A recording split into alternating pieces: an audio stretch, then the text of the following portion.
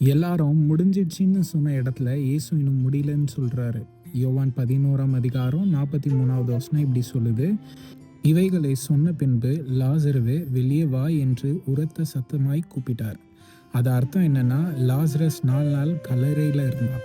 மனுஷனோட பார்வையில அது ஒரு முடிவு. ஆனா இயேசு வந்ததுக்கு அப்புறம் அந்த முடிவு ஒரு புது ஆரம்பமா மாறுச்சு. அவர் பேசின ஒரு வார்த்தை லாசரஸ்குள்ள ஜீவனை கொண்டு வந்துச்சு. அதனால உங்க வாழ்க்கையில எந்த நிலைமையும் பார்த்து இது முடிஞ்சிடுச்சுன்னு சொல்லாதீங்க. இயேசு ஒரு வார்த்தை பேசினா முடிவு கூட ஆரம்பமா மாறும். God bless you. எல்லாரும் முடிஞ்சிடுச்சின்னு சொன்ன இடத்துல இயேசு இன்னும் முடியலன்னு சொல்றாரு. யோவான் 11ஆம் அதிகாரம் 43வது வசனம் இப்படி சொல்லுது. இவைகளை சொன்ன பின்பு லாசருவே வெளியே வா என்று உரத்த சத்தமாய் கூப்பிட்டார்.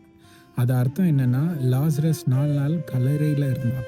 மனுஷனோட பார்வையில அது ஒரு முடிவு. ஆனா இயேசு வந்ததுக்கு அப்புறம் அந்த முடிவு ஒரு புது ஆரம்பமா மாறுச்சு. அவர் பேசின ஒரு வார்த்தை லாசரஸ்குள்ள ஜீவனை கொண்டு வந்துச்சு. அதனால உங்க வாழ்க்கையில எந்த நிலைமையும் பார்த்து இது முடிஞ்சிடுச்சுன்னு சொல்லாதீங்க. இயேசு ஒரு வார்த்தை பேசினா முடிவு கூட ஆரம்பமா மாறும். God bless you.